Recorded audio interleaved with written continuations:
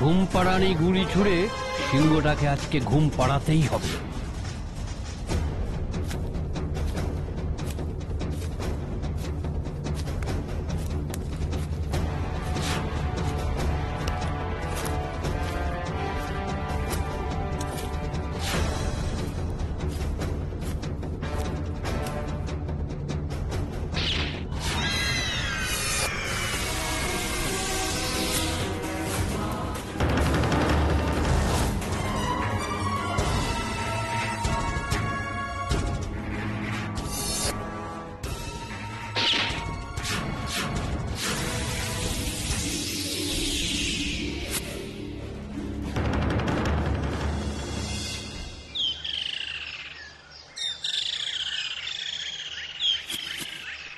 নমস্কার, আমি বিমল সর্দার।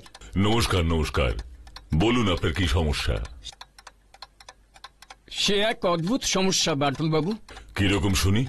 সরকারি দপ্তরের পক্ষ থেকে দেশের সব জঙ্গলের জরিপের কাজ চলছে। আমাদের অফিসাররা কাজ করছেন সমস্ত জঙ্গলগুলিতে, কিন্তু বুড়িডাঙ্গার জঙ্গলে আমাদের কেউ ঢুকতে পারছেন না। ঢুকতে পারছে না কেন? কারণ হলো একটা সিংহ। সিংহ? বিশ্বাস করুন বাটুল বাবু, এতদিন জানতাম বুড়িডাঙ্গার জঙ্গলে শুধু বনমোরগ, শুয়োর আর গুটি কয়েক হরিণ ছাড়া আর কিছুই নেই। তাহলে হঠাৎ করেই সিংহটা এলো কিভাবে? সেটাই তো আমাদের কাছে সবচেয়ে বড় প্রশ্ন ছিল। স্থানীয় লোকেরা যারাই জঙ্গলে ঢুকেছে ওই সিংহটাকে দেখেছে, বলতে পারেন সিংহের গর্জনে তারা পালিয়ে বেঁচেছে। কোনো প্রাণ সংশয় হয়নি? না বাটুল বাবু, এটা ভারী আশ্চর্যের ব্যাপার যে ওই সিংহটা কাউকে আক্রমণ করেনি।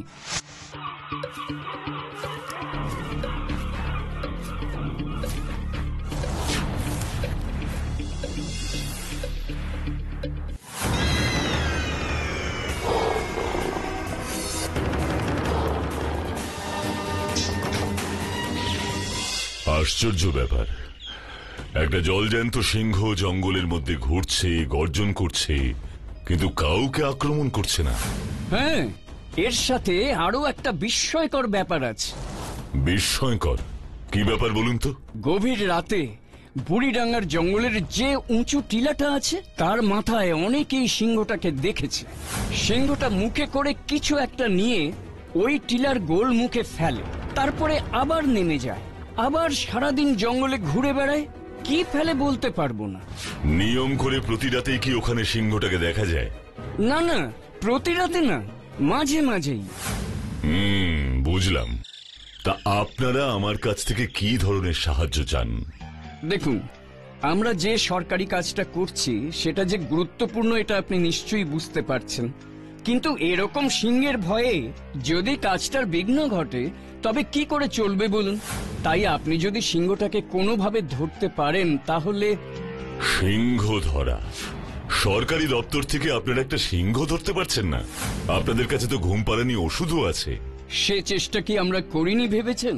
কিন্তু তা বিফলে গেছে। তাই নাকি? কেন, কি সমস্যা হলো তাতে?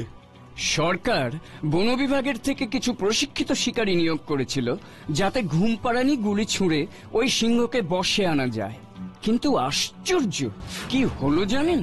কি হলো? সেই সিংহের গায়ে যেই ঘুম পাড়ানি গুলি লাগলো অমনি সিংহটা অদৃশ্য হয়ে গেল। অদৃশ্য হয়ে গেল? এও আবার হয় নাকি? এটাই হচ্ছে বাটুল বাবু, একবার নয় বারবার।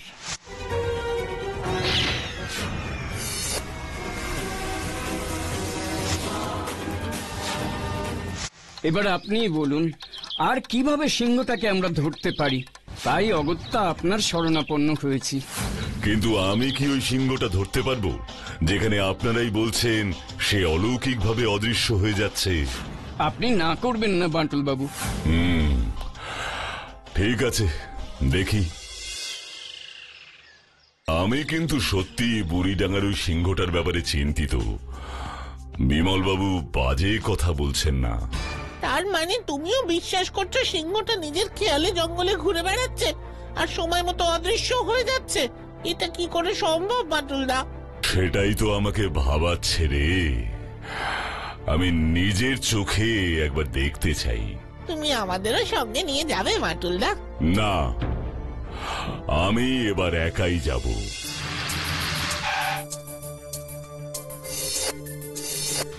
আসুন বাঁটুল বাবু, আসুন, ভেতরে আসুন। এই হলো রামু। বাংলোয় আপনার রান্নার দায়িত্ব রামুর। সে না হয় হবে, আগে কাজটা তো হোক। সে তো হবেই। আপনি এসে গেছেন যখন, আমি এবার সম্পূর্ণ নিশ্চিত। আমি কিন্তু কাল সকালেই বের হব। যা আপনার ইচ্ছে। আমি এবার আসি। বেশ। এ কি রামু, তুমি এখনো এখানে দাঁড়িয়ে কিছু বলবে নাকি?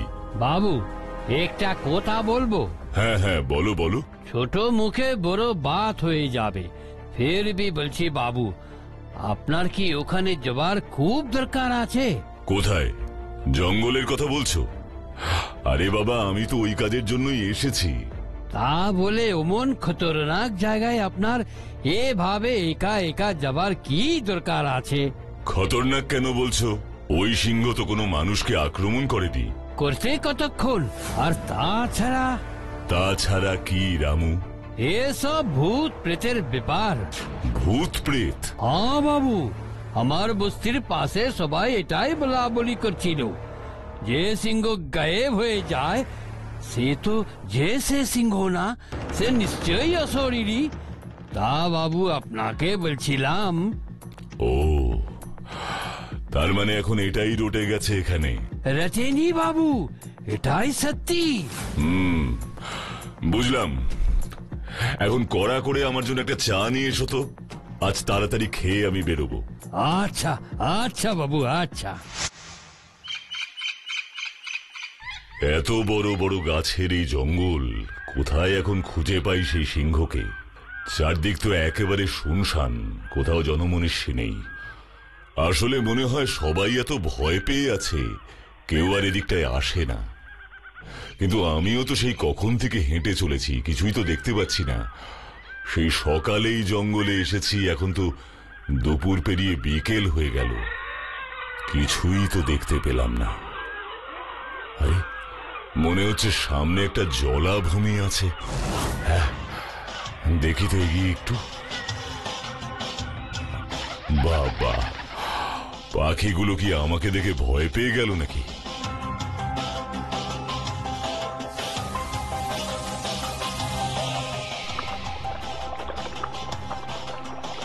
আরে ওই তো।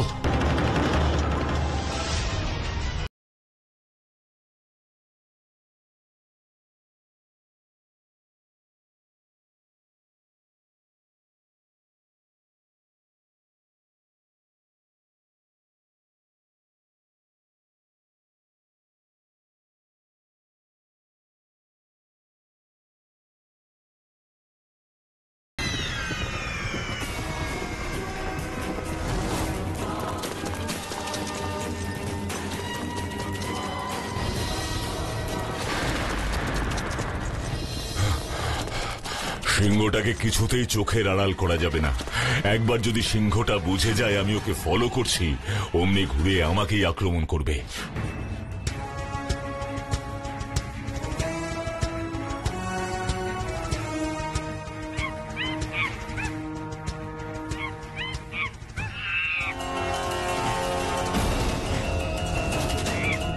একই রে, তুই আবার কোথা থেকে এলি? তবে রে, সিংহটা কোথায়? যা, এত কষ্টে যাও বা দেখা পেলাম বনের রাজামশাইয়ের, কিন্তু কপাল দোষে তাও আবার খোয়া গেল। উফ, একটুর জন্য নাগাল পেলাম না সিংহটার। আর এই সুযোগ হারালে চলবে না, আমাকে ধরতেই হবে। গভীর রাতে ওই টিলার সামনেই যাব আমি। হ্যাঁ, আজকেই যাব।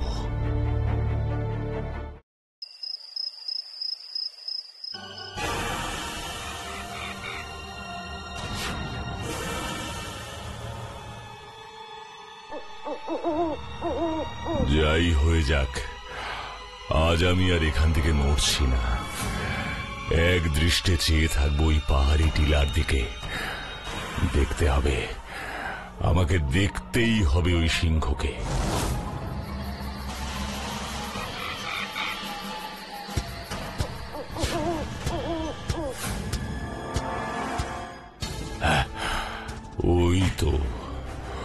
ওই তো সেই সিংহ।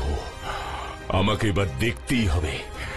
ওই তো, ওর মুখে একটা পুটুলি।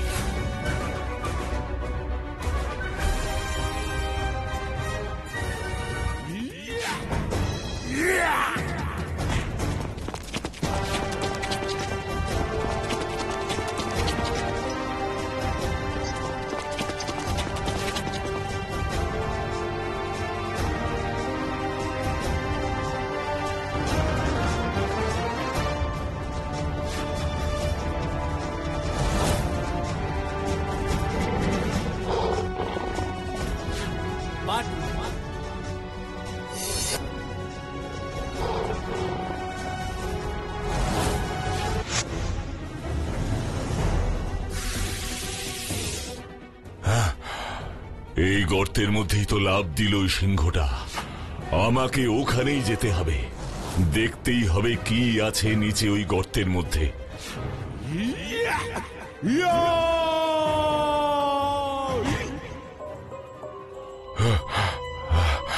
এ কি?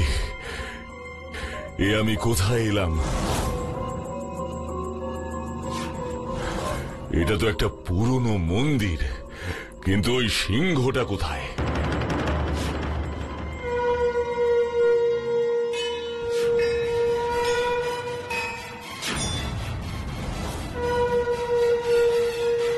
হ্যাঁ, এ কি?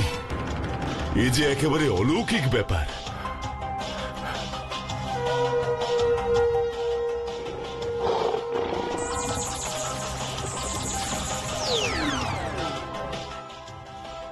সত্যি অলৌকিক। আমি তো নিজের চোখকেই বিশ্বাস করতে পারছি না। এই সিংহটা জীবন্ত অবস্থায় এভাবে চোখের সামনেই পাথরের হয়ে গেল। তাই মনে হয় এই অলৌকিক সিংহকে কেউ ঘুম পাড়ানি গুলি ছুঁড়ে স্পর্শ করতে পারত না। মাগো, তুমি আমার প্রণাম নিও।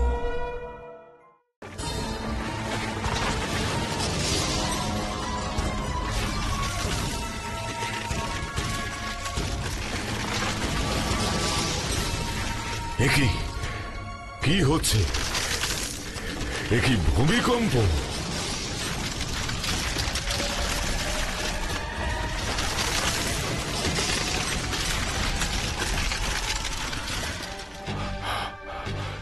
একি? হ্যাঁ, চমক এখনো বাকি। কি আছে ওই দরজার পেছনে?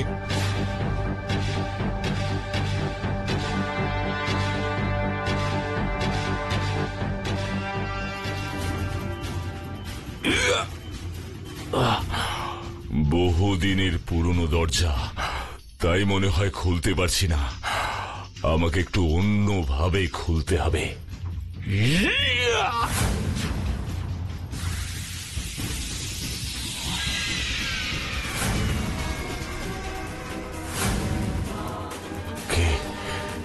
কে ঋষি? ইনি কি কথা বলবেন আমার সাথে? টিলার ভেতর এমন গুপ্ত ঘরে কিভাবেই বা এলেন ইনি? সার্থক, সার্থক, এতদিনে সার্থক হলো আমার সাধনা। হে ঋষি, কে আপনি? কিভাবেই বা এলেন এখানে? আমি এই বুড়িডাঙ্গার এক সময়কার রাজা ছিলাম। আমি রাজা? হ্যাঁ, রাজা সুধাকর সে। তা আপনার এমন অবস্থা হলো কি করে? এই যে টিলা, এটি ছিল এক সময় আমাদের বুড়িডাঙ্গা জঙ্গলের বনদেবীর মন্দির। বনদেবী বড় জাগ্রত দেবী। একবার এই মন্দিরে ডাকাত পড়ে। ডাকাতেরা দেবীর সমস্ত গয়না নিয়ে পালায়।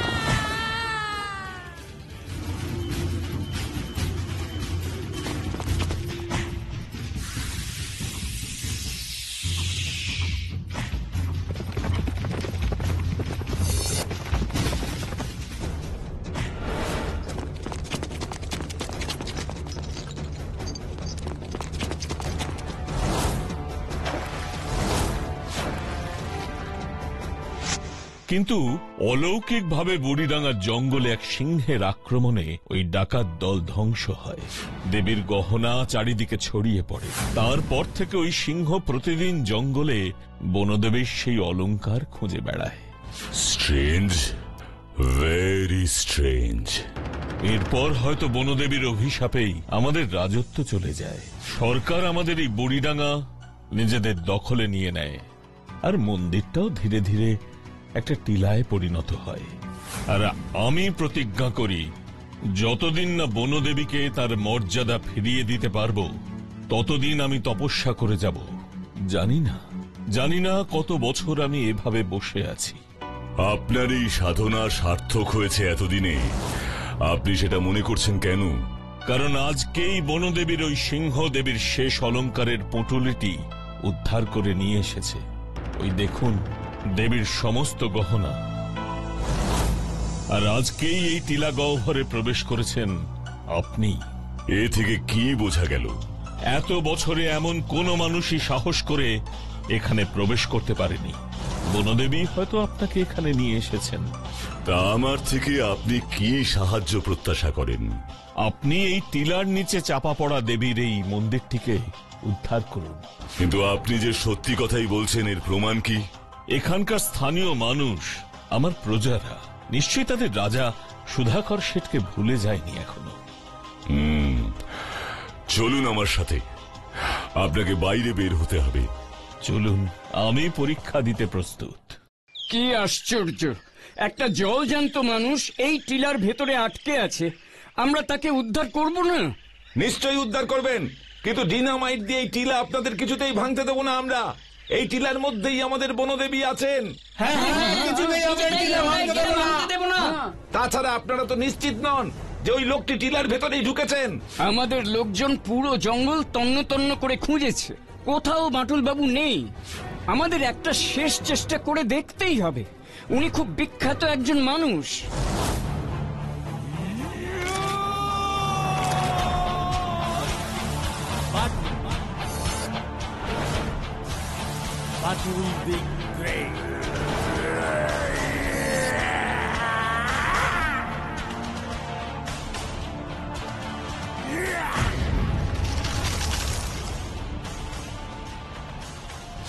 বাটুল বাবু,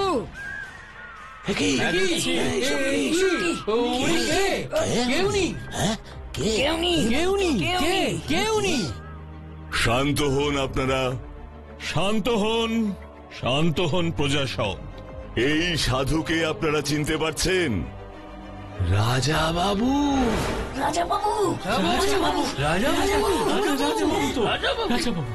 হ্যাঁ, আমি আপনাদের রাজা বাবু সুধাকর শেঠ। বনদেবীর এই মন্দির আগলে বসেছিলাম আমি। আজ বনদেবী মুক্তি পাবেন। এবারে বিশ্বাস হয়েছে তো? আমি ওই মন্দির উদ্ধার করব। সবাই সরে যান দয়া করে।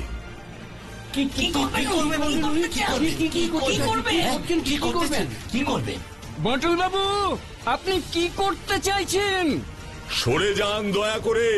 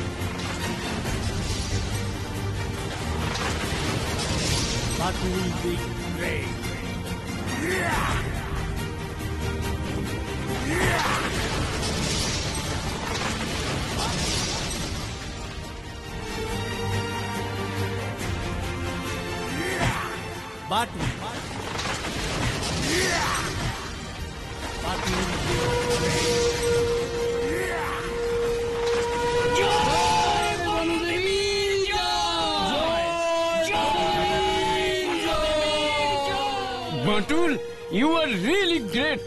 এ জয় আসলে তোমার। না, এই জয় সমস্ত বুড়িডাঙ্গার মানুষদের, তাদের বিশ্বাসের। আমি তো উপলক্ষ মাত্র। কি তাই না?